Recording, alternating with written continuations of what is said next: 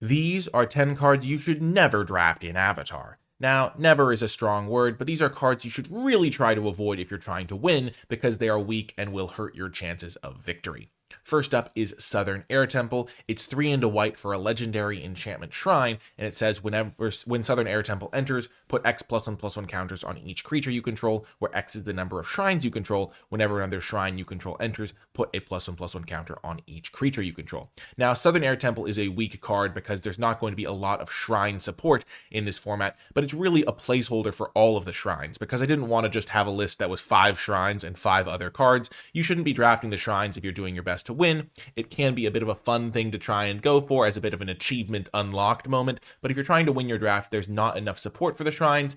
The amount of finickiness needed to get the shrines not only drafted because they're uncommons and you have to play a bunch of different colors to play enough shrines, but also the fact that you then have to draw multiple of them in the same game. And Southern Air Temple kind of plays towards an aggressive game plan, and when you're playing a shrines deck, you're not really playing an aggressive game plan. So the shrines are just best avoided if you're trying to win. And for reference, these are the 5 shrines: Southern Air Temple, the Spirit Oasis, Northern Air Temple, Crescent Island Temple, and Kyoshi Island Plaza. So just avoid these cards if you're trying to win your draft, though of course there are other things in draft other than just trying to win.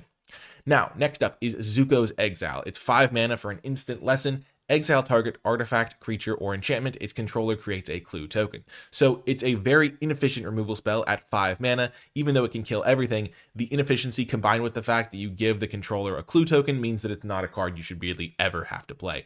You can sometimes target your own thing, I guess, to get your clue token, but 5 mana to destroy one of your own things to get a clue token is also not worth it. So just avoid playing Zuko's Exile and you'll be happy you did. Next is Ember Island Production. For 3 blue, it's a sorcery that says choose one. Create a token that's a copy of target creature you control, except it's not legendary and it's a 4/4 hero in addition to its other types. Or create a token that's a copy of target creature an opponent controls, except it's not legendary and it's a 2/2 coward in addition to its other types. Now, the problem with this card is that for 5 mana, you could just play a card that does the thing that it's going to do every single time, whereas Ember Island Production is sometimes not going to do much because you won't have a creature that you want to copy, and spending 5 mana to copy one of your opponent's creatures as a 2/2 is just not going to be what you want to do. So you could just play a normal 5 mana card. It's not like Ember Island Production exists in a vacuum where it's like play this card or play a basic land. You're going to be able to get playables that are just significantly better than this because you'll just be able to get a random 5-drop creature that just has stats on its own and doesn't put you in a situation where if you don't have a creature in play worth copying, you have to get a 5 mana 2/2. And that's just such a weak outcome where if you don't have a creature in play, you can't do anything worthwhile. That Ember Island Production is not a card you should be trying to draft because you can just get way better things for 5 mana and generally way better things for 4 mana, even because getting a 5 mana 4/4 isn't even the greatest bargain in the world anyway. So Ember Island Production, a card that you should be avoiding. Next is Fatal Fissure. For 2 mana, it's an instant that says choose target creature. When that creature dies this turn, you earthbend 4. Again, this is just a very unreliable way to get stats into play because even though it costs 2 mana, you kind of have to get a bunch of setup into play. You have to have a creature in play that's going to die.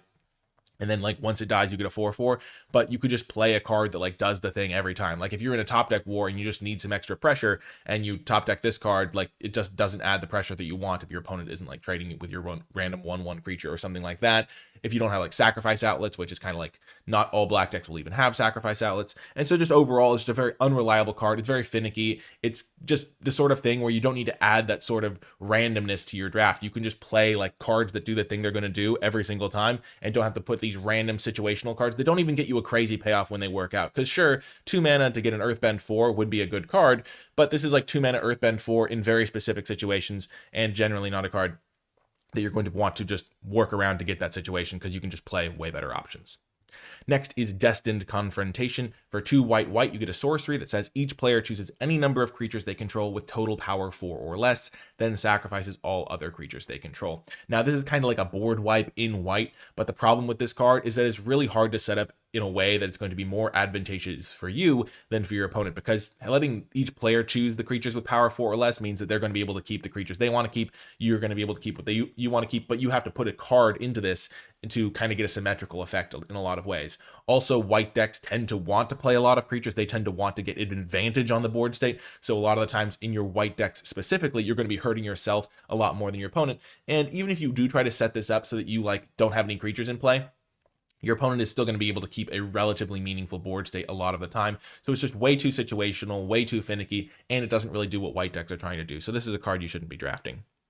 Next is Dai Li Indoctrination. So 1 and a black for a sorcery lesson. Choose one. Target opponent reveals their hand. You choose a non-land permanent card from it. That player discards that card, or Earthbend 2. So the problem with this card is that the backup plan of Earthbending 2 isn't really that great, because on turn 2, if you Earthbend 2, you're not really going to be able to use that creature for a while, because you still need to have access to that land to cast your spells. You need to be able to cast your 3-drops, your 4-drops, things like that. And so Earthbend 2, it's not really like you're getting a 2-drop as a backup plan for this card. It's not really, it's like a real late game fallback plan.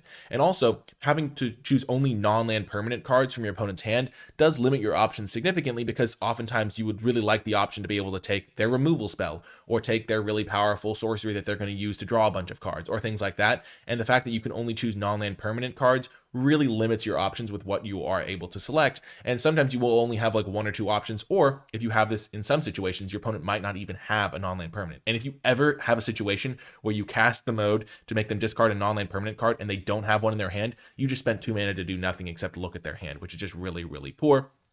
And the Earthbend 2, as we've already established, isn't even a great fallback option. So this is a card you shouldn't be drafting. Next is Honest Work. For a single blue mana, you get an enchantment aura that says enchant creature an opponent controls. When this aura enters, tap enchanted creature and remove all counters from it. Enchanted creature loses all abilities and is a citizen with base power and toughness 1/1, and tap, add colorless mana named Humble Merchants. So basically you're turning your opponent's creature into a mana dork that can tap to add mana. So that means that immediately you don't really want to be casting this early in the game, because you're giving them a relatively nice mana boost. So if you cast this on their 2-drop, all of a sudden they can cast a 4-drop on their next turn. Now in the late game, sure, you're turning their maybe like 6/6 creature into a smaller thing, but the fact that you have a cheap removal spell that you can't cast in the early turns of the game, and then kind of needs a very specific card to target, like a giant creature, like if you turn like their 3/3 flyer into a 1/1, sure, that's pretty good because it's no longer flying and things like that, because it's going to lose all of its abilities. But it's still leaving them with a meaningful resource on the board that can still trade with your creatures, still chump block, still tap for mana. And there are plenty of ways to spend mana in this format, thanks to water bending and a lot of the fire bending cards having activated abilities. And so basically you're going to end up in a situation where you're giving your opponent a meaningful card, and even though this is a cheap interactive spell technically, you aren't really going to want to be casting it in the early turns, and in the late game your opponent is often still going to be able to make use of that 1/1. So just avoid Honest Work, though in real life Honest Work is definitely a virtue.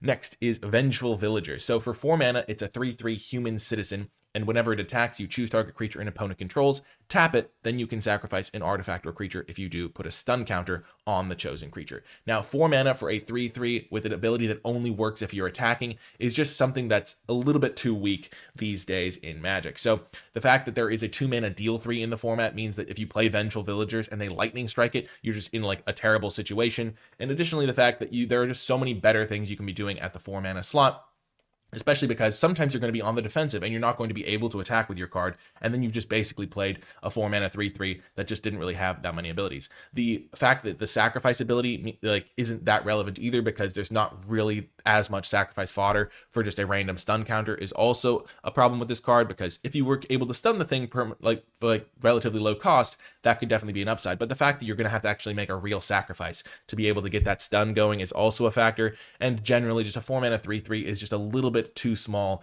especially because in modern era Magic the Gathering, you can do much more powerful things for 4 mana. So just avoid the Vengeful Villagers. You can find way better things to do for 4 mana, and you'll be happy that you did. Next up is another 4 mana card that's best left on the bench. It's Foggy Swamp Hunters. It's 3 and a black for a 3/4, so at least it dodges Lightning Strike, but the ability is arguably much worse. As long as you've drawn 2 or more cards this turn, this creature has lifelink and menace. So if you're able to draw multiple cards in a turn, you're generally going to have plenty of other things you can cast other than Foggy Swamp Hunters, because you're going to be able to refill your hand and things like that. And a lot of the time, if you aren't able to draw a second card for your turn, you've played a 4 mana 3/4 and you're just in bad shape anyway. So if you're able to draw the multiple cards, you have plenty of other things to do. And if you aren't able to draw the multiple cards, then you've played a 4 mana 3/4. I mean, sure, getting lifelink and menace can maybe help you stabilize if you can get an attack in, but you just generally don't want to be playing weak statted 4 mana cards, because that's the point of the curve where you can really start double spelling. You can play a couple of 2-drops on turn 4. You can just do like much more powerful things once you get to that stage of the game, and you don't want to be in a situation where you're playing 4 mana 3/4s and your opponent's just doing like much more powerful things. That's the part of the curve where significant things generally start happening, and Foggy Swamp Hunters is definitely not a significant impact. So just avoid this card and you will be pretty glad that you left it on the bench.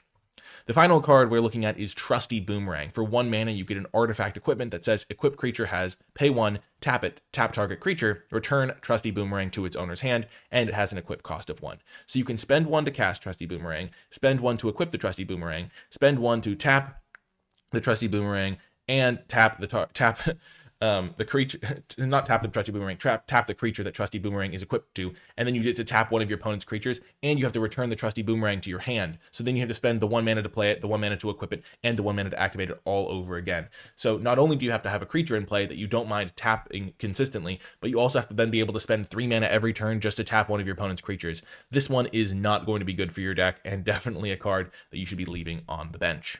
That's going to do it for this one, though. I hope you enjoyed it. If you made it to the end of the video, leave hashtag 10traps in the comments section down below. I hope you are able to avoid these cards in your drafts. Best of luck, and I'll talk to you next time.